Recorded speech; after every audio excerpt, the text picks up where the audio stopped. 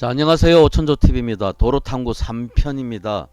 개발행위 허가와 건축 허가의 차이, 그리고 이러한 대지와의 관계, 그 다음에 하천 국어를 활용한 건축 허가와 현황도를 활용한 건축 허가에 대해서 3편에서 살펴보도록 하겠습니다. 자, 현황도를 활용해서 경매 수익을 한번 창출해 보시기 바랍니다. 자, OK 리서치 경매학원과 저희들은 낙찰, 입찰, 그 다음에 권리 분석해드리는 매수 대리 회사입니다.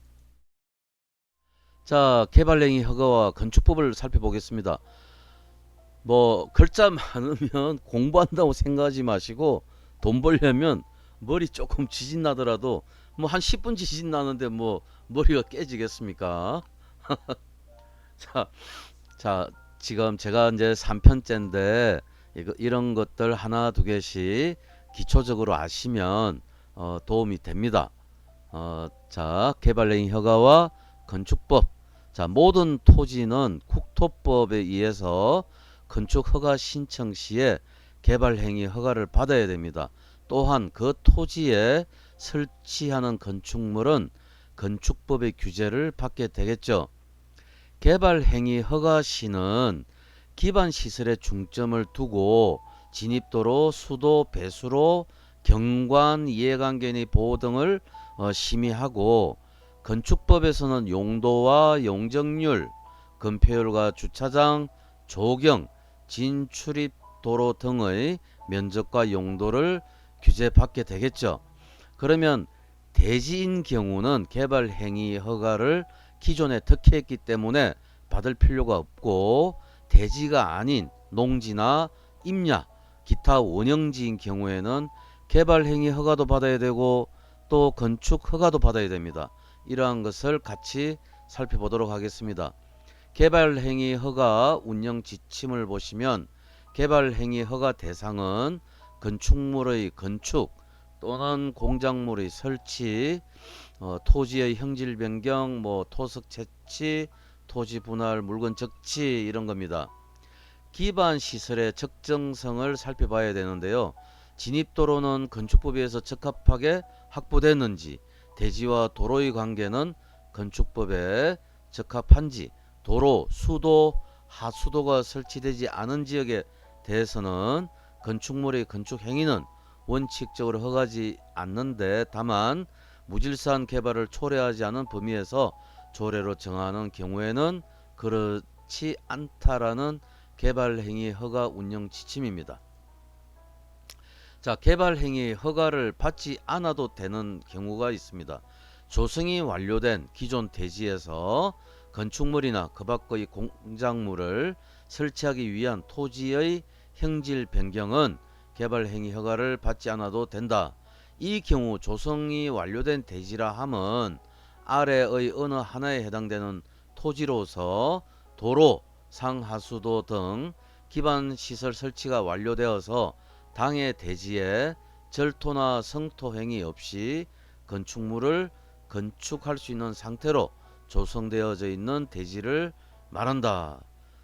이 도시개발사업과 택지개발사업으로 조성된 대지나 지목이 대지, 공장, 학교, 주차장, 주유소, 창고 용지인 대지, 그 다음에 적법하게 건축된 건축물이 있는 대지, 건축물 멸실 포함합니다. 이런 거는 개발 행위를 허가받지 않아도 된다는 겁니다. 자, 타인의 토지 또는 배수 설비를 사용할 경우에 이 보시면 제27조 규정에 따라서 배수 설비를 설치하거나 이를 관리하는 자가 타인의 토지 또는 배수 설비를 사용하지 아니하고는 하수를 공공하수도에 유입시키기 곤란하거나 이를 관리할 수 없는 때에는 타인의 토지에 배수 설비를 설치하거나 타인이 설치한 배수 설비를 사용할 수 있다.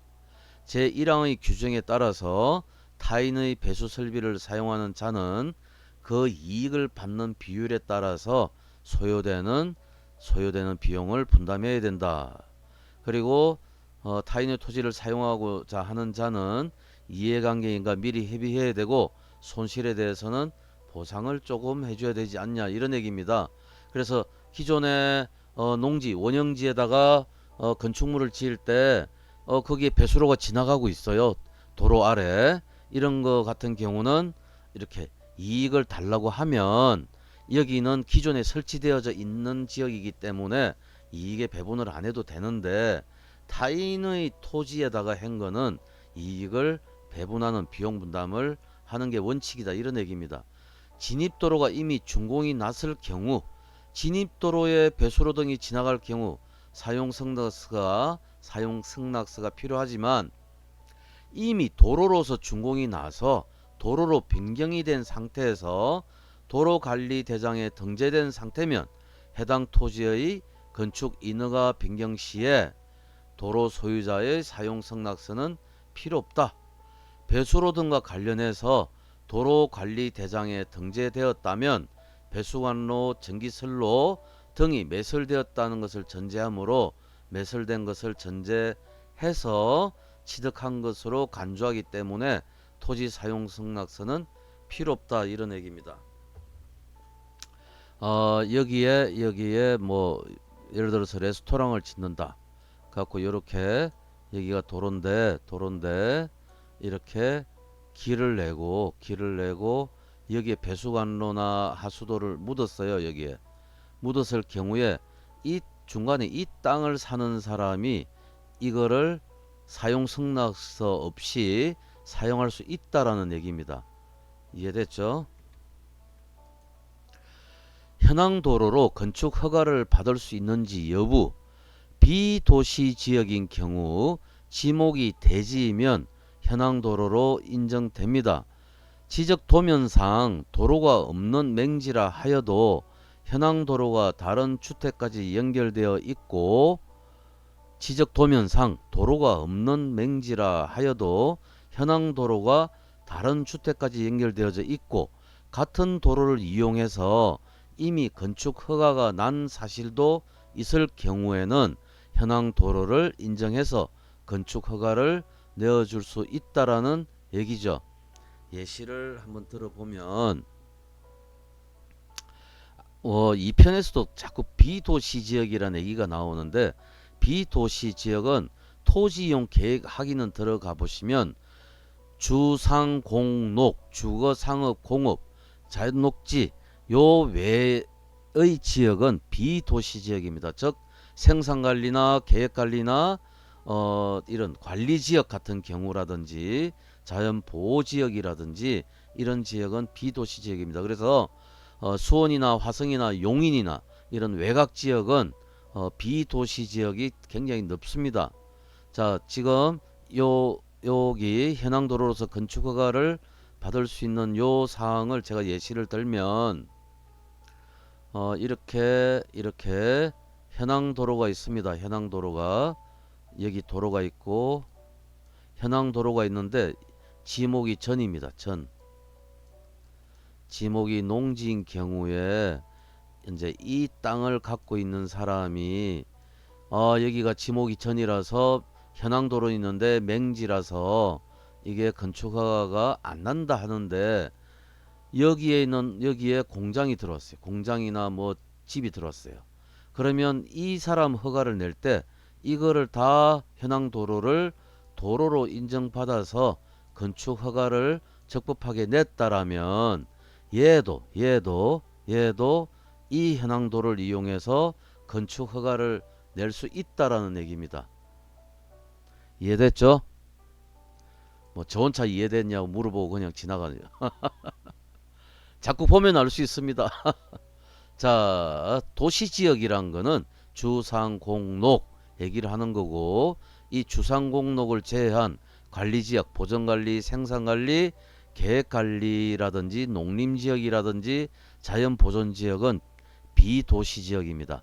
그래서 용인 처인구라든지 안성 금강 쪽이라든지 또는 화성 서신 좀 외곽지역은 지금 뭐 보전관리, 생산관리, 계획관리, 또 농림지역의 농업보호구역 뭐 이렇게 해서 도시지역이 아니죠.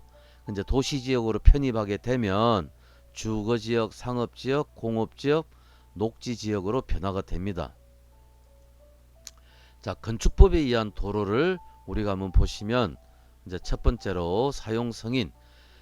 건축하고자 하는 토지에 진입도로가 없을 경우에 도로로 사용하고자 하는 타인의 소유인 경우 사용 승인을 받으면, 사용 승낙을 받으면 건축법상 도로로 만들 수 있는데, 이 경우 4m 도로만 확보하면 주인과 지목 관계가 없다. 건축법 45조에는 타인의 토지를 이용해서 진입도를 만드는 경우 이해관계인의 사용 승낙을 받아야 한다라고 명시되어져 있습니다. 사용 승인자의 변경 또는 승인받은 자의 변경인 경우를 살펴보겠습니다. 기사용 승인을 받았다. 이미 사용 승인을 받았어요. 그걸 받아서 건축을 새로 할 경우에 민법상으로 빌려준 것인지 알 수 없기 때문에 사용 승낙을 받아오라고, 다시 받아오라고 할 경우가 생기기도 합니다. 이제 그런데 등기상 증명서에 기재되거나 도로법, 사도법, 건축법에서의 도로 대장은 공시를 하게 되면 다른 사람의 토지라도 물권법에 의해서 채권보다 물권이 우선하기 때문에 별도의 사용 승낙이 필요 없게 됩니다. 그러하지 않을 때는 사용 승인을 요구할 때도 있습니다. 사용 승낙을 받아오라는 얘기고, 사용 승낙 이후에 수십 년이 경과하고 불특정 다수가 사용할 경우도 있겠죠. 도로 대장에 공시하는 법 이전에 사용하던 도로는 한 사람이 사용 승낙을 받고 수십 년을 불특정 다수가 사용하고 있다면, 97년 이전이에요. 있다면 새로이 정축, 신축하는 경우 지자체 조례에 위임하여 대부분의 지자체는 사용 승낙 없이 건축 허가를 내어주고 있습니다. 사용 승낙을 받을 때 불특정 다수가 사용하여도 무방하다는 사용 승낙을 받는다면 건축법에 의한 도로 대장에 고시되어서 도로로서의 다툼이 없어지는데, 그 이전부터의 개인 토지를 이용하던 도로의 경우가 가끔 문제가 되기도 합니다.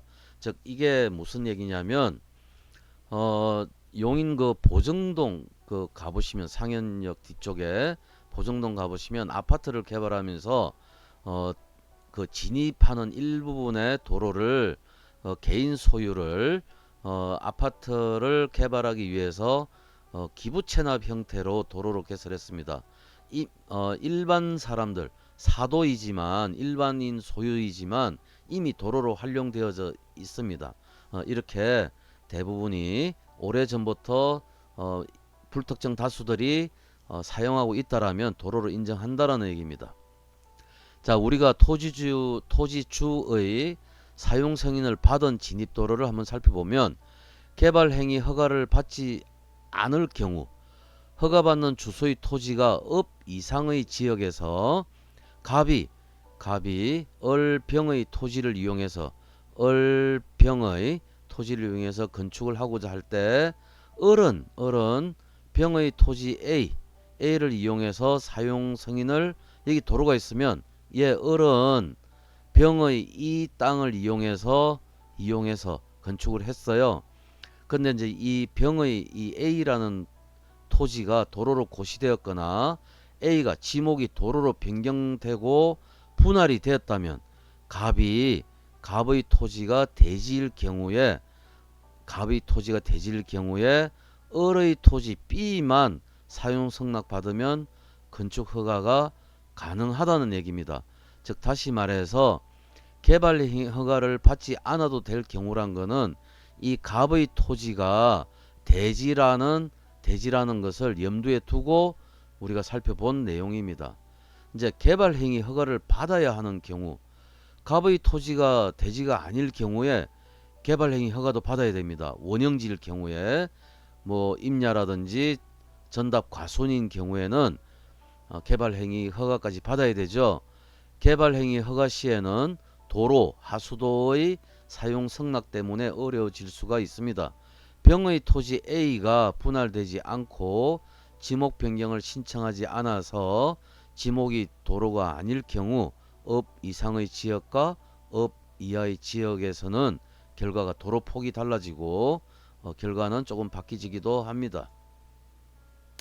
그 다음에 타인이 만들어 놓은 사도를 이용한 진입도를 보시면 이 병의 토지가 이제 대지일 경우에 도로가 이렇게 있으면 병은 건축 이제 요거는 남의 땅이고 병은 이 을의 땅 A를 통해서 진입이 돼야 되는데 갑이 얘가 을의 토지 A를 병의 토지가 대지인 경우에 갑이 을의 토지 A를 사용 승인 받아서 건축을 하였을 경우 갑이 이미 건축했어요.